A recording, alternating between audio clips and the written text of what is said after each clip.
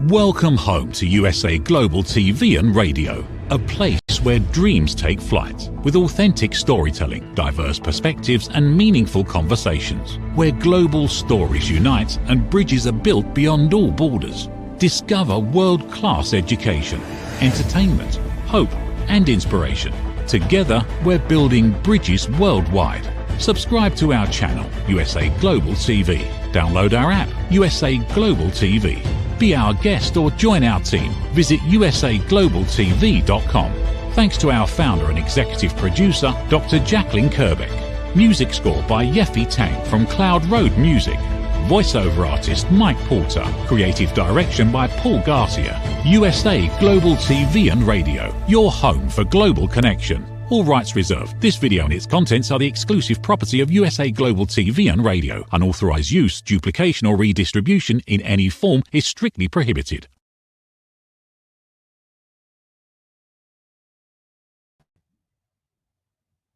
Good morning, good afternoon, good evening, and welcome home to USA Global TV and Radio, where today's show, Authentic Achievements, is going to be about leading with power and grace in business. And often when we think about things like power and grace, we assume that they can't both be the same. And as we know, life often throws us a plot twist. We think we're going to do one thing and then something else happens.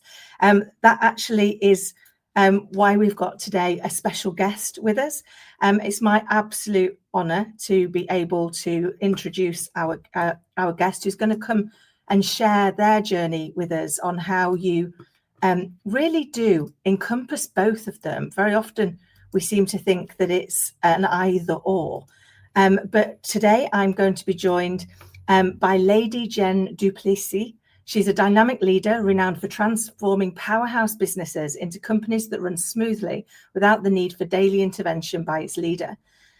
Lady Jen du Plessis, DC, Dame Commander, is known as the team building and scaling architect, who boasts over 40 years in finance with over 400 million in revenue generated. She knows exactly how to build wealth through strategic team scaling, sustainable systems and high impact leadership, and has helped over 8,000 entrepreneurs leap from practitioners to thriving entrepreneurs to achieve their pinnacle in business. She's a celebrated numerous Amazon #1 best-selling author, podcaster and TV host who delivers real transformation, not just fast profits, so her clients achieve both business success and personal fulfillment.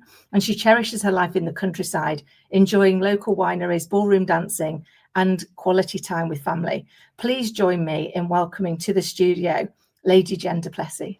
Lady Jen, welcome. Hi, I'm so excited to be here today. I really am. I'm so excited. You and I had so much fun talking, and I love you already. Oh, bless you. And the feeling is completely mutual. I've been so excited about this conversation because it's one of the things that I believe in so much. We seem to sometimes muddle what we think or we label as soft skills. But actually, one of the things that I always think is, if there really are soft skills, why do people find them so hard? So things we seem to think is a soft skill, and power is more of a hard skill, something that we learn. And yet the reality is both coincide beautifully together if you're willing to lean into them. Yeah. But you bring your story to life for us. Of course. Well, I started off as being one of 36 first cousins. Wow. I'm still one of 36 first cousins. Yeah. Big family. And all of us had a nickname. And mine happened to be Jenny Who Ain't Got a Penny. And, so obviously that had an impact on me all my life. And especially because my father was an alcoholic. My mom was a verbal abuser, and if you've ever come from a family like that, you know that one of the first things that you start doing is wearing armor, right? Yeah. We start wearing armor, and because we don't want anybody to know about it. So everything's good. Everything's great. I don't need your help. Nope, I'm good. But that's not authentic. That is working below the line and living in scarcity rather than abundance. And I thought I was living in abundance, right? Yeah. And so my entire career, my childhood, my teens, my early 20s, all of that, my entire career was set out to prove that I was better than Jenny Who Ain't Got a Penny. I was better than my dad. I was better than my mom. I was going to achieve something. And so this armor came with me. And especially through financial services, you know, being one of the token women in financial services way back in the early 80s, you know, I started, this shell was bigger and bigger, and I was an only child. So I didn't have anyone to talk to. So I reclused back into me. And people kept saying to me, you know, you're so stoic, you're so presidential. And I thought, oh, that's very masculine. Right? It is. And I led with facts, ma'am. You know, no emotion, none of that. But I started realizing that success wasn't going to happen through that. And even though the gurus were all telling me, you know, be that way, you know, I knew that there was something else I wanted to share. So I'll leave it at that. I don't want to go on too far, and I'll tell you how I made that transformation a little later, but you may have another question there for me. I love that. Yeah, having been in financial services myself back at similar times, it was there was almost a drive to try and look and fit in and be an expected way, wasn't there? I remember being told quite early on that I didn't have the vocabulary or the gravitas to achieve my potential, and so I had to go and learn a whole new set of words and things until I realized that the people I was leading had no idea what I was talking about anymore. So yes, it might have been made me fit in it with the leaders, but it didn't help me drive the teams or the success. Yeah. And so making that, how did you start to make that transformation? Because that takes courage, doesn't it, to step out of what you're being told is the norm. And of course there were naysayers, right? Like, who does she think she is? You know, look at her trying to be better than everybody. And it wasn't that. I was just trying to elevate myself, you know. And it's funny because even in that financial world, I never wear pants. Even now, you won't find me in a pair of pants. I don't own jeans. I've just always been a girly girl, dressy and sparkly and all that stuff. And so, you know, there was a disconnect in the way that I was approaching things. And you know, and I see very masculine women on stage, and it drives me crazy because they're trying to be like men. And I'm saying, you know, hey, let's be ourselves. So for me, it, you know, it was one night we were at dinner, supposedly with my husband, and you know, I started walking. I said, oh, my client, you know, my client needs me, because that's what we do as entrepreneurs, right? We drop everything for our clients, and went outside, and I started walking what I call the concrete balance beam, which is the curb. Right? I'm walking and talking and walking and talking, doing little pirouettes as I'm walking and talking, right? And I'm not serving anybody. I'm not serving myself. I'm not taking care of my client. I was so anxious because I knew my husband would say, again, you said it was going to be 5 minutes, and here it is 45 minutes later. I was even opening the door to the restaurant, telling people how great it was. And that was the moment I said, you know, I'm done proving, and I'm going to start living. And that was when I created a mantra in my business. I used to be all about mechanics, and I didn't know this, but that's the masculine, you know, the strategy, the mechanics, the sword, if you will, right? It's the sword, because we're out there and we're getting things done, right? We're attacking. And, you know, I said, I want to do something different. So I started thinking about what I was going to do, and I wanted to elevate me. And it meant that I had to start promoting myself, meaning there's promotion when you go someplace, but then promoting me, you know, is making that elevation. And I started realizing that mindset plus mechanics equals momentum. That's where the momentum was going to happen in my business and in my life, when I realized that I needed to go from being all about IQ to EQ, right? To having the emotional quotient, and to carry a scepter and not a sword. Because the scepter brings in the feminine side. It's the sovereignty. It's the leadership. It's calming down and not attacking, but thinking. And that's really where that started. And that's when I developed the program that I now share with other business leaders on how to make sure, merge both of these together, have the sword and the scepter at the same time. Oh, I love that, because I think it is. It's about having it in balance, isn't it? If you've just got the sword, it will get you so far for so long.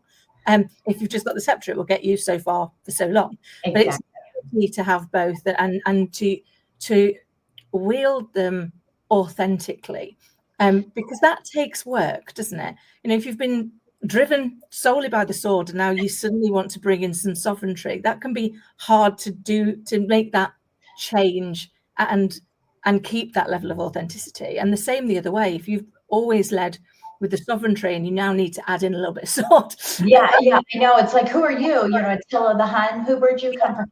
I mean, for me, it was, again, having this armor, I was speaking at a women's event, and it was the first time I was going to share my story about my parents. And I thought, oh, they're going to all will they work with me again? Will they like me? Have I been living a lie? All those things. And I was so scared. And I had, well, not because I was speaking, because I was speaking about this topic. And I got there, and they had a what is that box that sits in front of you? I'm having a brain fade on that right now. The lectern. Yeah, they had a podium there, and I don't use podiums at all. But I was like, keep it there, because as I was taking off this armor, it was still a protection, right, for me. But I wasn't able to take my armor off, but I poked holes in it, right? And like, I'll just share a little bit. I won't share everything. And at the end of this speech, so many people came up to me and said, crying, that was my story, or I never knew that side of you. And I went, ooh, this is kind of cool. Maybe if I, and because I was poking and the light shined through and it attracted them. And now I was a real person. I wasn't pretending and, shielding all of this stuff. And I thought, well, that's the feminine side of me, right? So maybe I could poke more holes. Wasn't ready to take it off, right? But I poked more holes. It took me a long time. Now it's off, right? But there's, I poked those holes and thought, that's authenticity, is when we can be real with people about what's actually happening in our world, in our lives, and and all of those pieces. I mean, for example, for anybody who's watching, you can see that my shoulder looks a little different because I broke my arm 3 weeks ago. Wow. And I'm sitting here with a broken arm. I don't have my sling on. I'm just kind of sitting here with it, just hanging. But it's sharing that kind of thing and saying, look, I yielded a sword, but right now I'm in sovereignty because I can't yield that sword right now. I have to take a more feminine approach to everything that I'm doing. Everything's slower. Everything's calculated. Everything's really focused in what I'm doing right now, So, yeah, I just think that's part of what men, women, it doesn't matter. We need to be both sides. Oh, I agree. And I think, it's hard, isn't it, to take that step, to poke those holes into a mask you've hidden behind. For the safety that it provides you, and being the one that is going to take away your own armor is hard. I love that analogy of poking a few holes in to get started, because it's uncomfortable, isn't it? When that's been the thing that you're like, I paint this mask on and I can leave the house and I can be whoever I'm supposed to be the one to take that down. Takes that ability to ignore the inner voice, because the inner voice comes and tells us, no, don't do it. You're safe behind you. Yeah. I often, when I chat to clients and things, they have to go, well, it's all right for you because you're brave. And it's like, well, no, we all still have fear. It's not like you don't have the fear. It's that you choose to be louder than the fear in your head, isn't it? It's like, well, that could happen, but actually it also might not. Yeah, well, it's about the imposter syndrome, right? A lot of people talk about imposter syndrome. And I remember thinking, well, I'm not an imposter. I don't have imposter syndrome. I know who I am, but I totally had imposter syndrome. I was an imposter. And I think a lot of us, if you're going through, so listen in on this, because if you're going through that feeling of imposter syndrome, it might be that you're just not, look, a lot of us who are entrepreneurs, we're in our second career.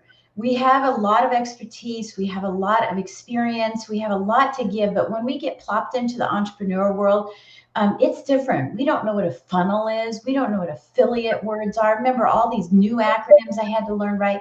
And you feel that imposter syndrome, right? But when you can step into and let the pride come down, right? Because that's part of the scarcity piece.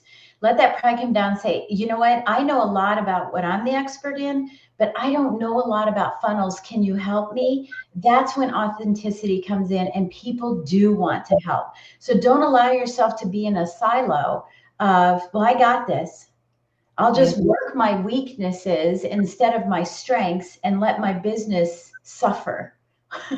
And let myself and my pride suffer. It's like, let it out. Just let it out and say, look, I don't know. So sometimes it's about showing, taking off the armor to show your brilliance, but it's also about taking off the armor to say, hey, I don't really know how to do this, but in order to get better at it, I need someone to teach me.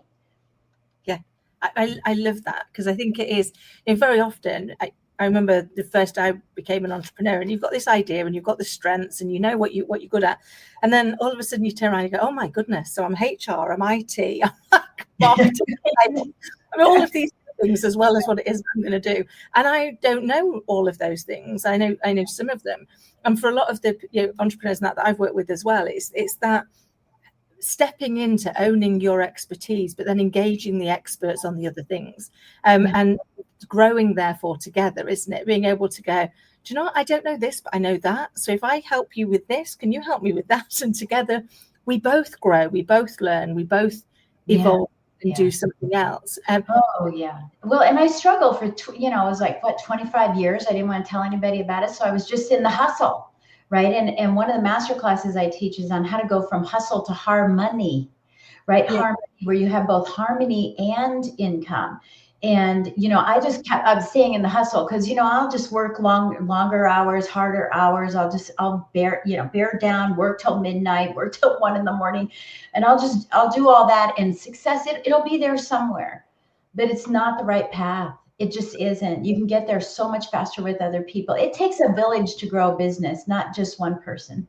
I love that. It's so true, because your business is a little bit like your child, isn't it? You devote so much time, energy, passion, and care for it that actually, just like it takes a village to raise a child, it takes a village to raise your business. I love that. I've not heard anybody use that. Right. That so resonates as a mum and as an entrepreneur. Is that, how do we do that? And yet we know, if we think back to some of the greats over the years, they used to have like mastermind groups and that, because they acknowledged that they grew better together, because each was bringing all of their expertise and all of their strength, and then collectively they were all able to tap into that. And it's would I be right in thinking it's that kind of mindset and mentality of what's helping these entrepreneurs create that success, and what true success is? Because I think, I'd love your thoughts on this, very often we're following a perception of what success looks like. So you get people that that have got there, and it's like, on paper they've got all of the things, but they're not fulfilled. No. And, it's so funny. You use all of these same similar words. It's so funny. I see a lot of successful, and I started modeling when I made this transition and said, I'm done proving, I'm going to start living. I'm going to find a way that I can just work 4 days a week and do the same amount of revenue that I had. But what I found is that I could work 4 days a week. That's what I set out to do. Yay, I got that. And then what I did is tripled my volume, right? I tripled my revenue in the process of it. And I call it eating soup with a fork, right? When we're in hustle, we're eating soup with a fork all day, and we're not fulfilled. We're not filled up. We're not taking care of our clients, and our pockets aren't fulfilled because we're simply, in the scramble of it. And again, this is where that armor comes in, where we're protecting, we're going, no, I'm okay. Everything sounds really good, until the day we wake up in the morning, we say, I can't do it anymore. I just can't. And this is where so many businesses fail, is just not reaching out. Here's a funny thing too, is we all have cell phones, right? And boy, when the battery gets down to 17%, we run around like chickens with our head cut off looking for some juice, right? Hey, do you have his plug-in? I got to plug it in. I'm down to 17%. Oh my gosh. But we don't realize that that's happening in our business. And we're just letting it go all the way down until the battery's dead, and we're burnt out. We're overwhelmed, we're stressed, we're just tired, we're financially burnt out, and then we seek help. Yeah. And my suggestion is seek help before you get below that magic line of that battery running low. I love that. It's such a great analogy, because I was just thinking, you know, every bag I've got's probably got a charger in it, just on the off chance that you're ever everywhere and you wouldn't be able to charge it, because you plan ahead for that eventuality. That Yeah, it's and going to why need. don't we do that in business? Yeah, we just let ourselves run dry. And I did it, so I know. Right? I know. It's that piece that says, you know, I spend a lot of time with a lot of CEOs, and Yeah. it's like you have a strategy for every element of your business, but you don't have a strategy for you. Yeah. You haven't got a strategic plan for you. You're just living in the fear that someone's going to take your job and you're going to become irrelevant. But where's your plan to say, does this feel successful? Yeah. Have you traded like time for position? Have you traded memories? Or you know, that piece that says, I love that you're choosing to live your life, because you know, I was brought up on you work really, really hard, and then when you retire, then you can do stuff. Yeah, work 9 to 5 till you're 65, right?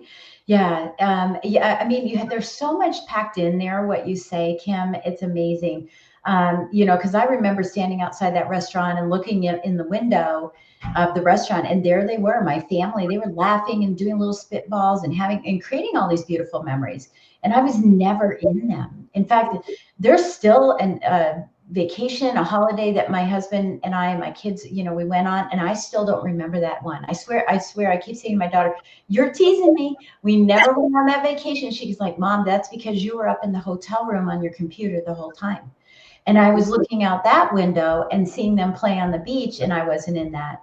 And I said, you know, no more for me. That wasn't going to be the case anymore. And, you know, when you talk about success, you know, I have another mantra in my business: stop working in and on your business and start living above and beyond it.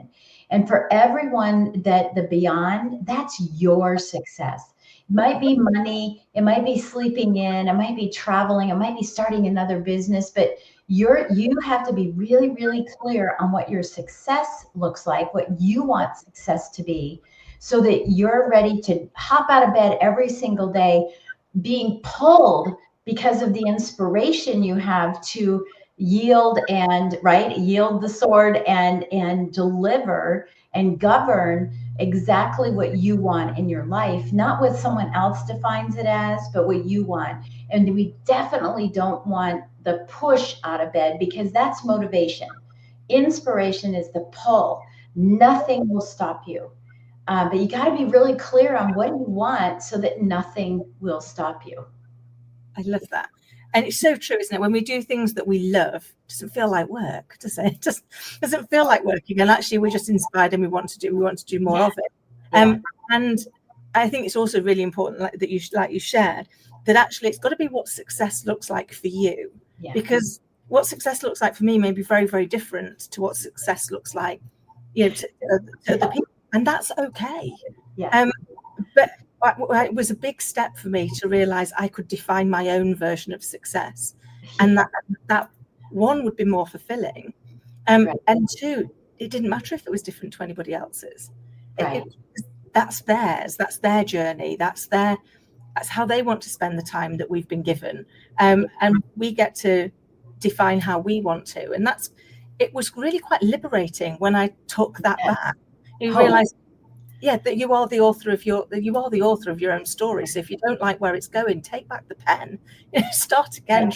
Well, let's talk about the pen for a second, because I'm giggling about this as you're saying this. You know, again, I'm just going to say, you know, as a woman in a man's world in financial services, the definition of success for me way back then was climbing the corporate ladder and getting a title. Right. It was the title. It wasn't even the money. It was like, once I had the title, you know, the executive vice president of national sales, right, then I would have arrived. But let's talk about the pen. One of the things that was so funny is that Montblanc pens way back then were so interesting, because they everybody who had a Montblanc pen, I thought, oh, they're successful. The other part was people had BMWs, right? That was a big thing. Everybody wanted a new BMW, but I didn't want the car. I wasn't interested in that, but boy, did I want that Montblanc pen. And it was $200, $199 specifically. And I couldn't wait to get that Mont Blanc pen. And it came and it was in this beautiful case and it had velvet and it laid there pretty. And I got the ink version, right? So I had to, I can't bring my arm up, but I had to unscrew the cap, and I was unscrewing it and making sure all my clients saw that I was writing with Mont Blanc pen. And I made sure the logo was showing. And one day, and I had used it so much, one day the threads were getting really bad on it. So I couldn't get it open. So I yanked it open in front of my clients. And I think I was about 28, 29 years old. And when I yanked it open, the ink went in my hair, went in my eyes, went in my teeth, went all over my suit, my beautiful, suit that I was trying to wear like a guy, like we all wore those two-piece suits. And I was so embarrassed. And I was like, this is not success. This is not my definition of success at all. And that's what you were saying so brilliantly, is that, I had to step out and say, okay, I don't want the BMW. I definitely don't want the Mont Blanc pen, but what do I want? Yeah. What do I want? And I had to slow down so I could speed up instead of speeding up to slow down. I love that. So true. And so I'm only smiling because I too had the Mont Blanc. In fact, still do, but I wasn't. I had the rollerball one. So fortunately, so far has not gone over me. Right. Well, look, it was an upgrade. It was an upgrade to get the one that had the little pointed thing. And how cool was me? I thought I was great. So. You know how you pull those in, isn't it? Because I did have a Mont Blanc, I still do, and mine was the Marilyn Monroe one, and I had it actually. Everyone assumes that there was a particular reason why I admired Marilyn Monroe, and it's not the reason people expect. It was Ella Fitzgerald. So she only made her breakthrough because she'd been trying to get into the clubs, and no one would. Marilyn Monroe actually rang up the club, I think it was a Cumber, and said, if you will book her, I will have a table and I will fill it every single performance that she performs. And she did. And she turned up and she used her status and her privilege to actually help. And I thought they're the bits that we don't always share, those quiet deeds that go well, people don't understand. So for me, there was an element also of that reminder that goes, you just don't know the impact you can have if you're willing to step up for other people. Yeah, take off that armor, take it off. I love. I can imagine the whole like having to like the suit and then the and we do get. Really I might have ChatGPT. I may have AI create that one day. So that I can say, I'm wearing this two-piece red suit. It was red, two-piece red suit. And we wore the little shirts underneath. The little tank tops underneath. That was what we did. And the popped the shoulder pads and stuff like that. Yeah. And I mean, I may have that like, with the ink flying all over the place. Yeah. It'll be really funny for people to visualize what it looked like. But it's so embarrassed. Yeah. And I thought, I'm not living in authenticity at all. It's hard, isn't it, when you get to that spot, when you get to that piece that's like, actually, I need to step in and be authentically me for this to work. And I also loved when you shared that, when you first start to share a little bit more about you, a little bit more about the life and the experience that you've had, it actually it brings people towards you. I remember doing it's a 6-minute video, and I did it to help a friend. So a friend of mine, brilliant at taking your entire life story and turning it into what we're talking 7 years ago, a tweet storm. So 60 tweets, and that's it, whole life story. And because he was building his business, he did mine, and to help him out, I recorded it to help. So I only did it to help him, and I shared it on LinkedIn, and I had people get in touch and go, I'm 1,000 times more likely to hire you now as a result of that video. I was like, really? Why? And they said, well, you look at your picture and your image, and it looks like you've never had anything go wrong in your life. If only that were true. And they said, but when we listen to that tweet, actually you've had to overcome quite a lot of things.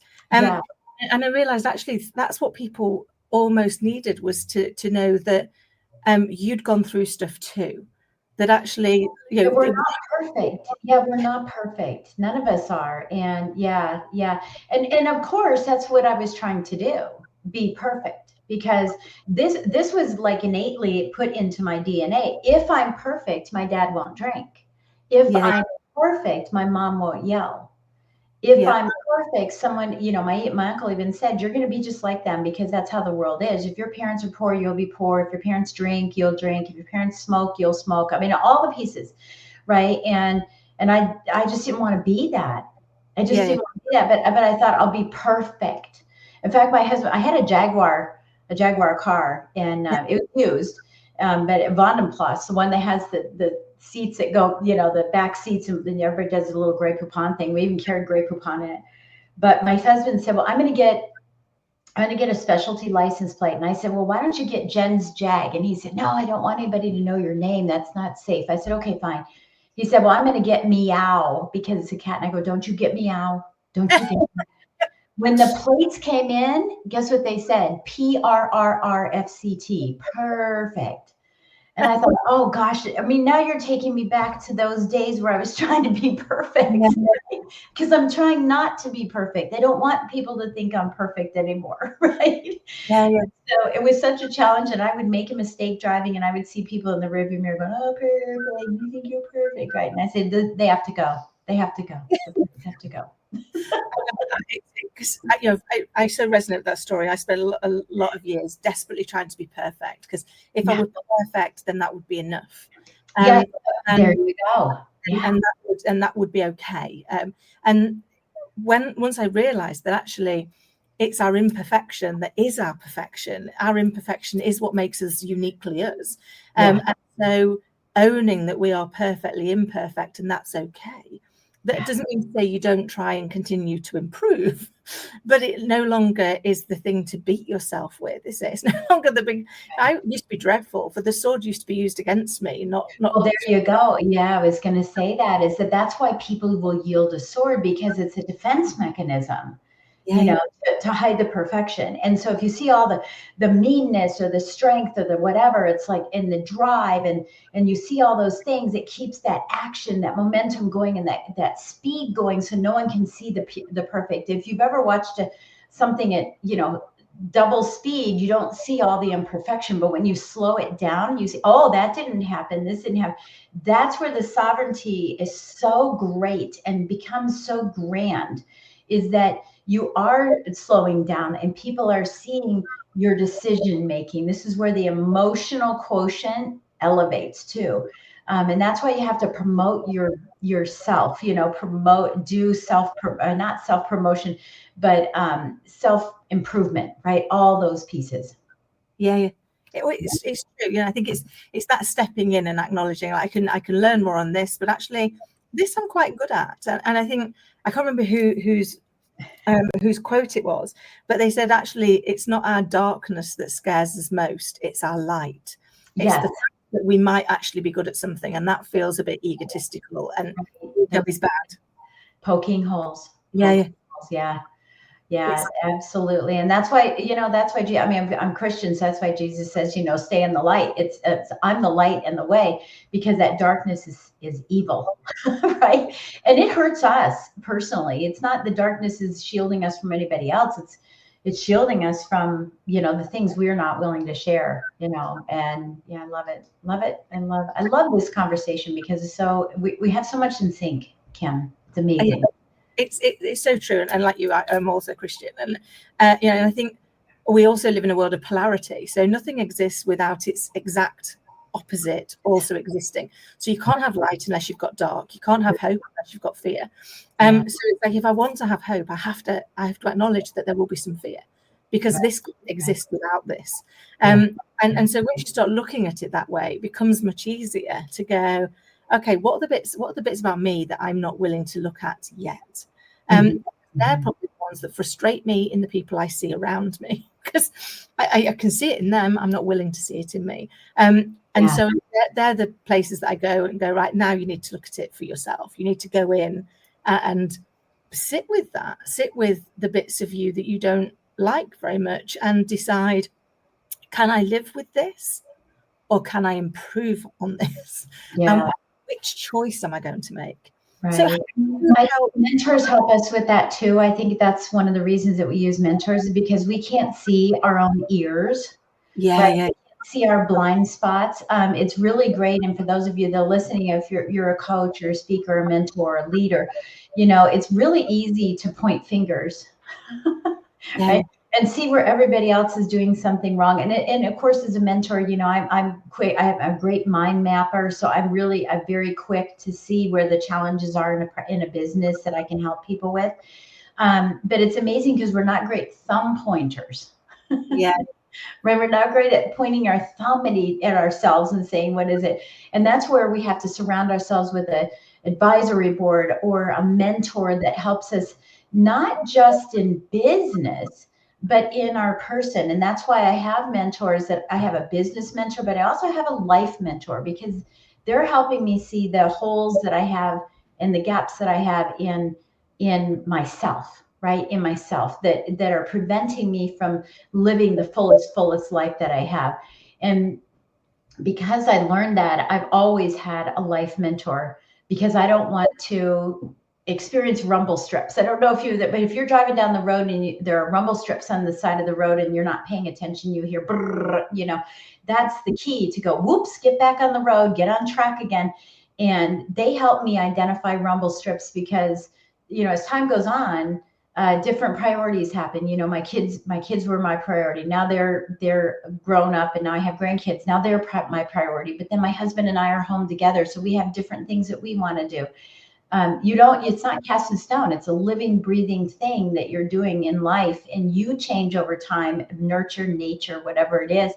And so I found that having a life coach all the time is helpful. Not every month, but maybe every 3 months. Am I experiencing rumble strips? Have I, something happened, like my arm being broken, is this going to change something in what I do and how I look at life? And I don't know, but there might be a story here, later. And I want that feedback, because I can't see it. Yeah. It's so true, isn't it? It's like, I often use the adage that brain surgeons can't do their own brain surgery. Not because they're not capable, but because you can't do it on yourself. It's like, good example. Yeah. It wouldn't be good. And so, I've always had coach, as well as being a coach and a mentor. I've always had them, because I know I can't see my blind spots. And I don't know if this resonates, but the amount of times sometimes I'll hear myself with a client giving them some advice, and this little voice in my head goes, "Good advice, and you're not doing that." Yeah, me too. And I do. Look, I do my best. I only tell people to take action on something that I've experienced, because as a mentor I've gone down that road. But you're right. I mean, there are times when I bring up something and I say, well, where did that go? It used to be part of what I did. How did that habit go away? Or how did that strategy go away? And a lot of times I'll listen to my own coaching calls and say, hey, what could I be doing? Here's a really good one. As a coach, if you're a coach or a mentor, this is really cool, is upload your coaching calls to your clients and say, where can I perform better in my business? And separately, where can I do a better job for my client while I'm coaching them? And then just cross your fingers and just hope, right? Because when it came back, I said, oh, that's a blind spot. Yeah. That's a blind spot right there. But take action on it to improve yourself. There you go. Promoting yourself, making sure that you are promoting your ability. I love that. It is that, as my nan used to say, every day is a school day. So you should be learning something every day to either enhance a skill or create a skill, if it's whether you've not. And I think doing that thumb pointing, I love that, doing that thumb pointing and taking positive action with what you find there is so important. I cannot believe we've come to the end of the show. That is last time we were on the phone for 3 hours, so thank goodness we have a timer here. Yeah, thank goodness we have a timer. But could you quickly share with the audience how they can get in touch with you and who you help? Yeah. Well, it looks like you have my link tree up there. That's great. Yeah. The best way is just simply go to LadyJenDuplessis.com. That's my website, and you can connect me with any way. I'm everywhere at Lady Jen Duplessis on social media, so you can find me all over the place there. And if you don't mind, I'd like to leave you with a quote. Would that be okay? Of course, please do. Yeah. So this quote is actually, it's Ella Wheeler Wilcox who wrote this, and it's called Life's Scars, but it's only an excerpt. And I thought it was my mom's. She used to say this, which is, we flatter those we scarcely know. We please the fleeting guests, but we deal many a thoughtless blow to those we love the best. And the reason I tell you this is because I was dealing thoughtless blows to myself and not to my business. I was doing everything for my business and nothing for me. So be as kind to yourself as you are to your business. And I promise you, your business will fly. Amazing. Amazing. Lady Jen, thank you so very much. I am so looking forward to our next conversation and to meeting up when you're over here later on in the year. And thank you for coming and sharing your wisdom and insight with us today. I appreciate it. And for everybody listening and watching, I hope you found today's show as inspiring and insightful as I have. And until next time, take care. USA Global TV and Radio proudly presents Tracy Cram-Perkins, a dementia caregiving survivor teaching how to balance care with peace of mind. #1 resource for dementia caregivers. It's the book Dementia Home Care: How to Prepare Before, During, and After. Over 17,000 copies sold of this must-have guide. And now a testimonial from Tracy Smith. If I was to describe this book to someone who is going through a similar situation, I would underscore how important it is to have some sort of a tool or a guidebook to help you through certain stages. And there's so many, it's such an unknown topic to the average person. And to have this as a reference is essential. It's going to help you get through it personally, as well as help your loved one manage. To learn more, go to TracyCram-Perkins.com. Tracy Cram-Perkins is an award-winning author. She's also the host of Dementia Home Care television show. Watch it here on USA Global TV and Radio. Ever dreamed of hosting your own TV show, sharing your story with a global audience? Now's your chance to shine. At USA Global TV and Radio, we make it easy for you to create, host, and broadcast your very own TV show. Whether you're a storyteller, entrepreneur, or industry expert, we help you bring your vision to life. With our exclusive interview, live streaming, and podcasting training, you'll gain the skills and confidence to captivate your audience. Our global platform ensures your voice is heard worldwide. Join our community of creators who are already making an impact, one show at a time. Step into the spotlight. Host your own TV show on USA Global TV and Radio. Book your discovery call today at usaglobaltv.com.